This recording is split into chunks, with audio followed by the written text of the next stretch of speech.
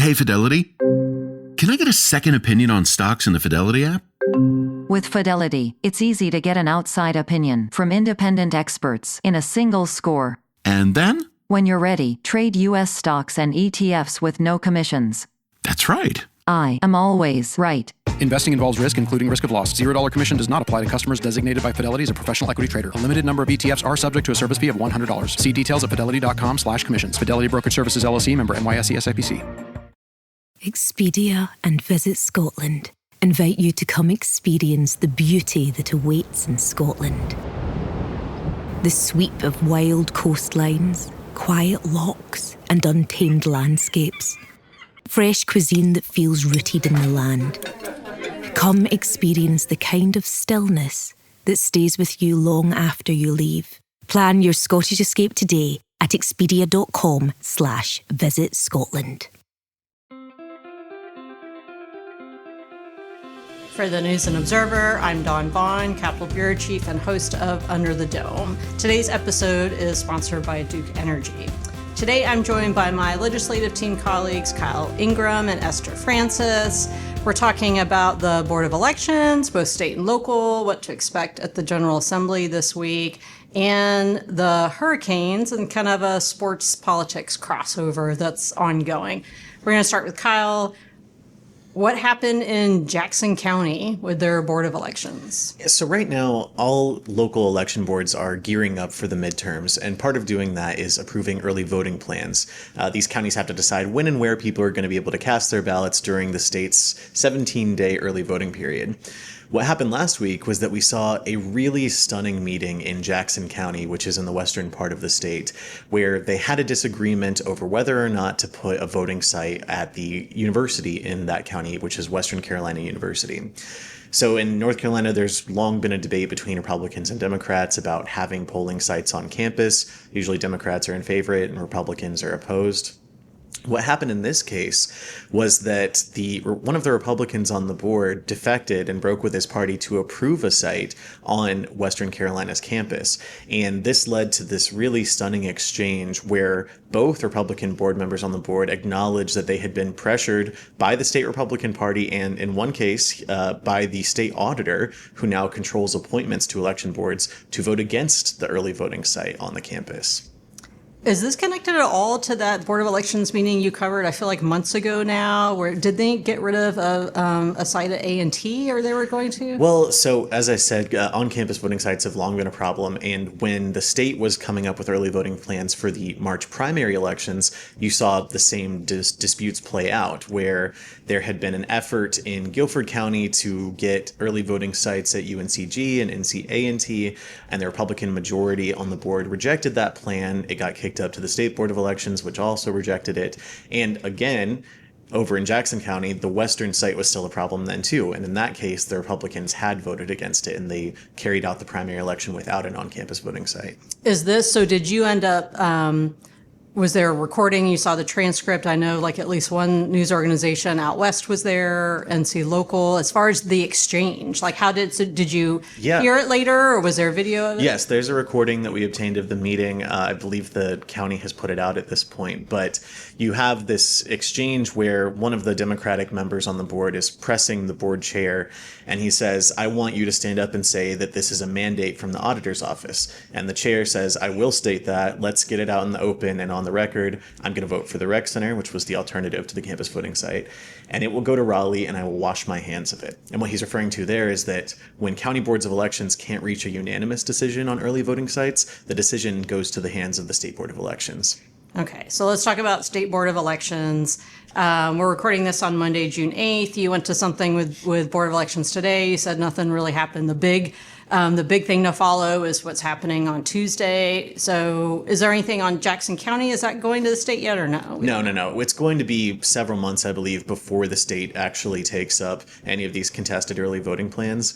What's happening throughout this month, though, is that the State Board of Elections is accepting public comment at a variety of hearings on these new proposed permanent rules they want to institute on elections. And the one that I'm anticipating to have the most interest will occur on Tuesday of this week, and it's about a new rule for how voter ID is going to be implemented. Right now, the way it stands is that when someone shows up to the polls and they don't have an ID with them, they can still cast a ballot if they fill out an ID exception form. And on this form, it's basically an affidavit where you're saying, I don't have an ID for one of these acceptable reasons, I lost it, et cetera, and you cast a provisional ballot. Provisional ballots are then reviewed by the County Board of Elections, and they are counted unless the board unanimously agrees that the information provided in that affidavit is false. So right now, all state and local election boards have a majority of Republicans. It's 3 Republicans, 2 Democrats, and they would all have to agree to throw out a ballot for that reason. What this new rule would do, though, is lower that threshold to just a 3-2 vote. So all Republicans on a board could decide to throw out a ballot of someone who didn't show ID if they all agree that the information they provided for doing so was false. Okay, so as our listeners or watchers, since we're on YouTube now, I've mentioned that before, there'll be coverage from you, I assume, at some point, Tuesday, Wednesday, and everything else. Let's move on to what we're expecting at the General Assembly. Again, I mentioned it's Monday. Tuesday is a crazy packed day. Again, there's press conferences on the schedule. If you have not sent your press release to the press corps yet, I encourage you, once you schedule, if you're a lawmaker, a press conference, if you want us to come, you should probably tell us what it's about. So that's my kind of evergreen PSA. One big thing that's coming this week is Jaleeyah's law. If I'm saying that right, Esther, you've been covering that. What is that about? Definitely. So Jaleeyah Lily Toon, a 13-year-old girl, was killed in Goldsboro last year. 3 teenagers were arrested and charged in connection to her death, and Representative John Bell has put out an anti-gang legislation. This bill would change a few definitions related to criminal gangs that are already part of North Carolina law. The most controversial part of the bill, I would say, would reduce the number of criteria it takes to be labeled as a gang member. It would reduce it from 3 to 2. Some of those criteria include using symbols or hand signs associated with a criminal gang, as well as wearing styles or colors associated with a criminal gang. This part of the bill did get some pushback, which Representative Bell had anticipated, and he said it was important to remember that people are not convicted for simply being a member of a gang. A conviction requires that a member would engage in criminal activity. Representative Deb Butler did say that everyone on the committee wants to put guilty people in jail, but she said the committee doesn't want to create a dragnet that would target people guilty by association. Jaleeyah's mother, Whitney Brown-Toon, also spoke to committee members last week, saying that the family's lives were changed forever after Jaleeyah's death, and that they really want to bring change. So the bill has moved on to the Rules Committee, and that is typically the last stop before the House floor. So we could see it as soon as the House voting session Tuesday afternoon or maybe Wednesday.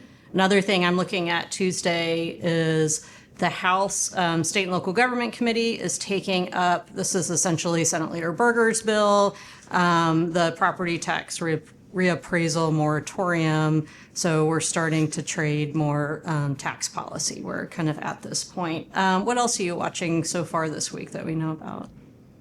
I would say, Esther, the hair care bill, I think you said? Yeah, a hair care bill is going to be back in a House committee this week. This was a bill that was introduced by Senators Amy Galey alongside Moffitt and Sanderson, trying to remove some of the barriers for people who want to provide natural hair care services. Currently, there are tons and tons of hours and examinations required to be able to be licensed to do those things, but these senators have argued that natural hair care and other services like that do not require as much training needed, and it has sort of prevented people from entering the industry. And so it will be heard in a House committee on Tuesday. Kyle, you were about to say something you're watching? Well, there's just been a few bills that are going through the motions right now that seem to be targeting the porn industry and related industries. We wrote last week about a bill that would place a new tax on pornographic materials. We might see some movement on that this week. And then in committee on Tuesday, there's also a bill that would put a new fee that state would collect on what appears to be strip clubs. So more revenue from variety of things is what we're looking at.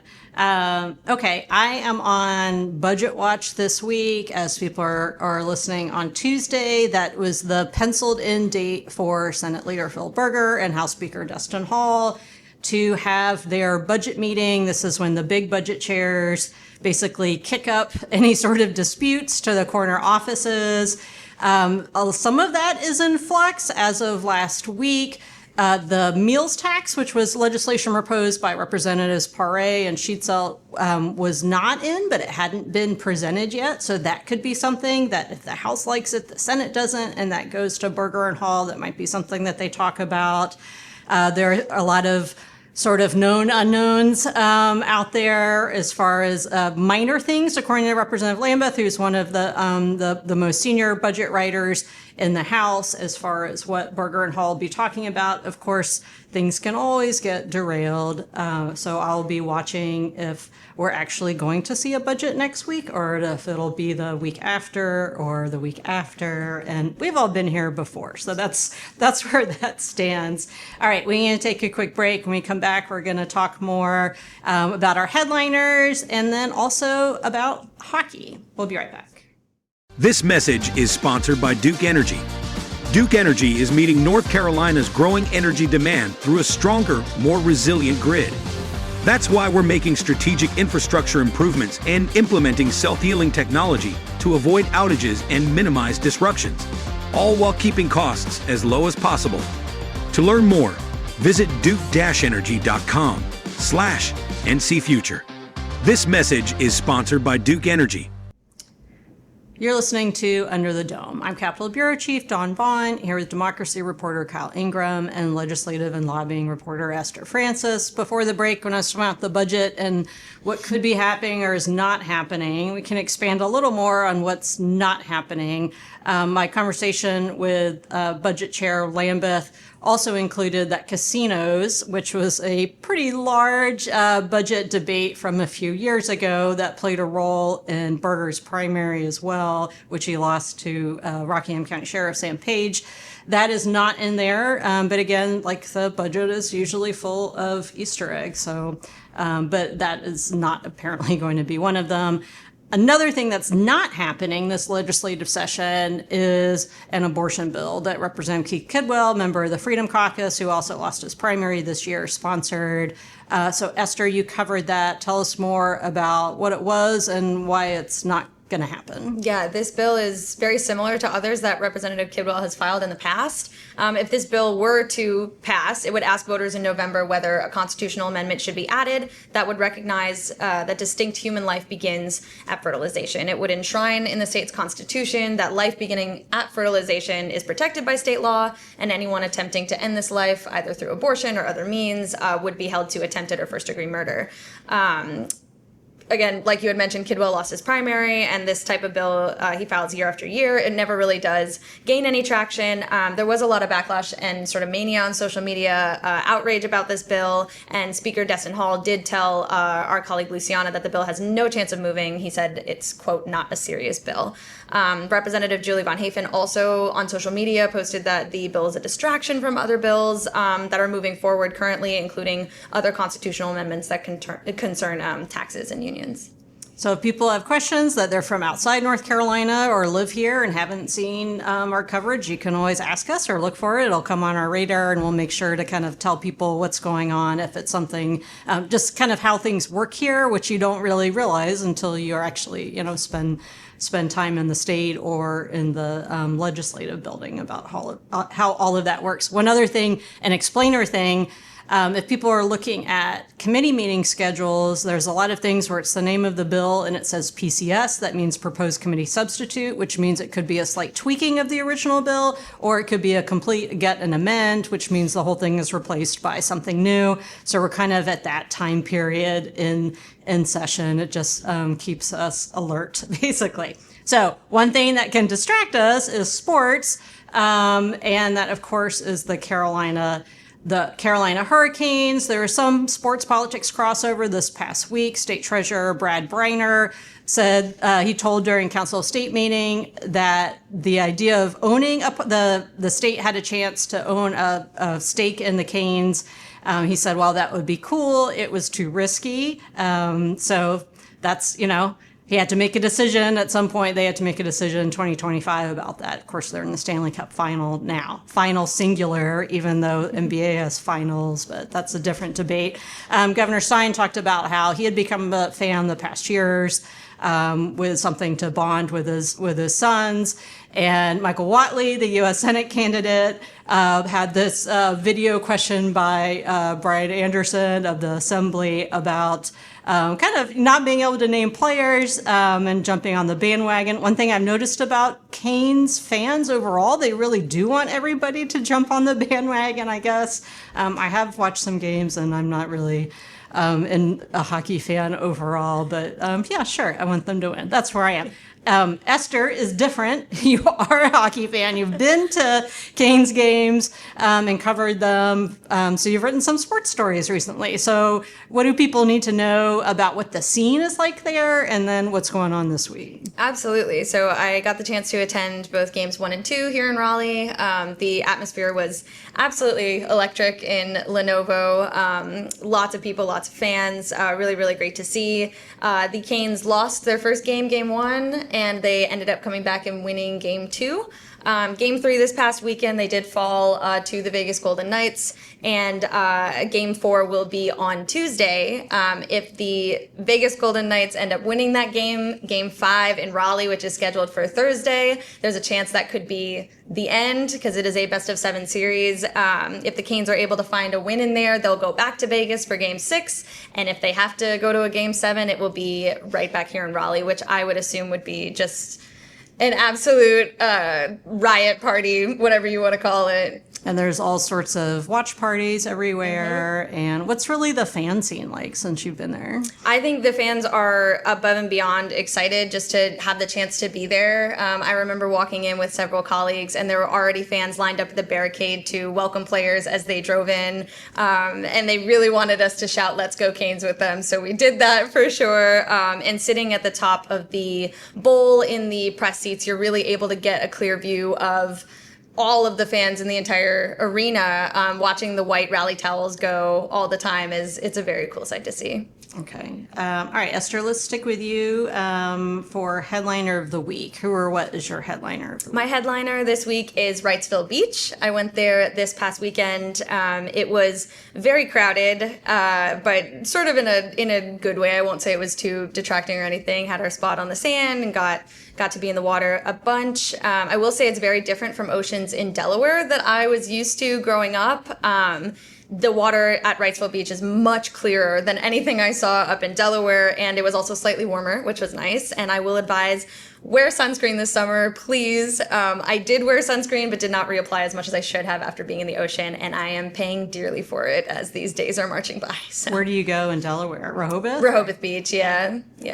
Just living in Northern Virginia, I don't know why people go to Rehoboth Beach, Delaware, more than Virginia Beach for Northern Virginia, but that's a thing. So I went there a lot, when I was very popular for all the states that are sort of right around there. And Rehoboth is insanely crowded, like blanket to blanket, where the beaches here are like much nice, like little spread out. Definitely. So that's shout out to North Carolina beaches, which are the best. So. Kyle, what's your pick for headliner of the week? So I'm a little late to the party, but I just started reading The Devil at His Elbow, which is about the Alec Murdaugh case in South Carolina. And I wanted to shout it out because the author, Valerie Bauerlein, is a News and Observer alum. And so I'm really enjoying that book. Okay, some South Carolina political news. I'm going to end with something that got a lot of people talking this past week. I wrote about Elon University poll looking as we're here at America's 250th birthday. A lot of questions, wrote a story about the poll, but some of the questions were about presidents, and I wrote specifically about presidents in our Under the Dome newsletter just yesterday or on Sunday. Breaking down what Americans say. Elon polled 1,000 Americans about who they think the best president in U.S. history has been. Lincoln was the top. I asked Governor Stein about it. I asked Senate Leader Berger, and I asked Speaker Hall. And Stein, I had asked staff after I'd already asked him other things, policy stories and other things that we were working on. Hall and Berger, I asked during a gaggle again after asking policy questions too. And they give some really interesting answers. So you can read about that in the News and Observer. And then what I wanted to do, and I put a note in the newsletter, I've heard from a lot of people already who they think the best U.S. president has been. I'm asking for your number one pick. If you want to tell me about your others and give a related speech, that's fine. That's what happened in our newsroom. And I took a poll of reporters, and it's a pretty broad range of people. So anyway. So we are already out of time. So for the News and Observer, I'm Dawn Vaughan with Esther Frances, Kyle Ingram, and producer Kevin Keister. Thank you for listening to today's episode of Under the Dome, sponsored by Duke Energy, and we'll talk to you next time. For more from our politics team, subscribe to the News and Observer at newsobserver.com/subscribe.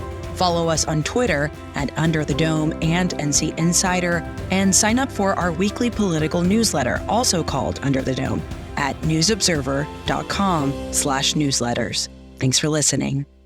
Ryan Reynolds here from Mint Mobile with a message for everyone paying big wireless way too much. Please, for the love of everything good in this world, stop. With Mint, you can get premium wireless for just $15 a month. Of course, if you enjoy overpaying, no judgments, but that's weird. Okay, one judgment. Anyway, give it a try at mintmobile.com/switch. Upfront payment of $45 for 3-month plan, equivalent to $15 per month required. Intro rate first 3 months only, then full price plan options available. Taxes and fees extra. See full terms at mintmobile.com.